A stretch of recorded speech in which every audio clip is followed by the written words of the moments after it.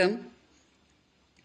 சீமான் மேல நான் கொடுத்த பாலியல் வழக்க குவாஷ் பண்ண சொல்லி சீமான் ஹைகோர்ட்ல ஒரு வழக்கு போட்டிருந்தாரு.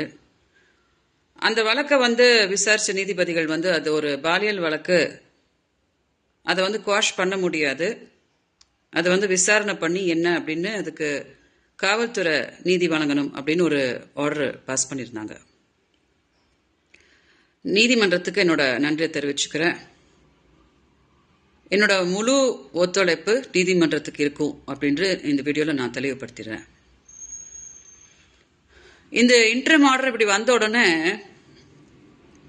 நாம் தமிழர் கட்சியோட சாட்டை துரைமுருகன் ஒரு காணொலி போட்டிருந்தோம் போல, இந்த மாதிரி விஜயலட்சுமி ஒரு மனநோயாளி அப்படின்னு சொல்லிட்டு.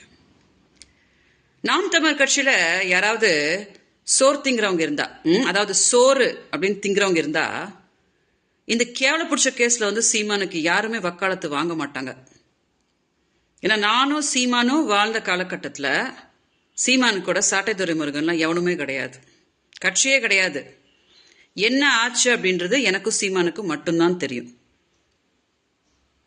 ஸோ இன்னைக்கு நீ என்னை மனநோயாளின்னு சொல்லிக்கிறியோ, நீ என்னை பைத்தியம்னு சொல்லிக்கிறியோ, எனக்கு எந்த பிரச்சனையும் இல்லடா சாட்டை துரைமுருகன். நீ எல்லாம் பண்ற பாத்தியா கொழுப்பு, அதுக்கு சீமான் அடிக்கிற அடிக்கி நீங்க எல்லாம் காணாமலே போயிடுவீங்க. இதே மாதிரிதான் சீமானுக்கு வக்காலத்து வாங்கின நிறைய பேர் நாம் தமிழர் கட்சியில இன்னைக்கு கட்சி விட்டே ஓடியே போயிட்டாங்க. அந்த நீ எல்லாம் எனக்கு ஒரு பிரச்சனையே கிடையாது.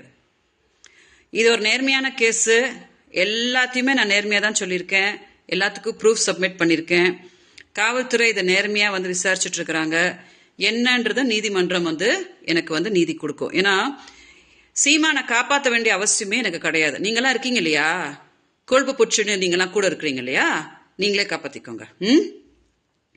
மீடியாவுக்கு தெரியப்படுத்திடுறேன், இந்த கேஸ் ப்ரூவ் ஆகும்போது அது எனக்கு தான் சாதகமா அமைய போது. என்னோட முழு ஒத்துழைப்ப நீதிமன்றத்துக்கு நான் அளிப்பேன் அப்படின்றத இந்த வீடியோ வாயில மீடியாவுக்கு தெரியப்படுத்துறேன். தயவு செஞ்சு இதை டெலிகாஸ்ட் பண்ணுங்க, ஏன்னா மக்களுக்கும் இந்த விஷயம் ரீச் ஆகணும். வணக்கம். அட நாசமா போற எடுபட்ட வயலுகளா, நீங்க வேலைக்கா வந்திருக்கீங்க, என்ன உசுரோட வச்சு புதைக்கிறதுக்குன்னு வந்திருக்கீங்கடா, சல்லி சல்லியா நொறுக்கிட்டீங்களடா.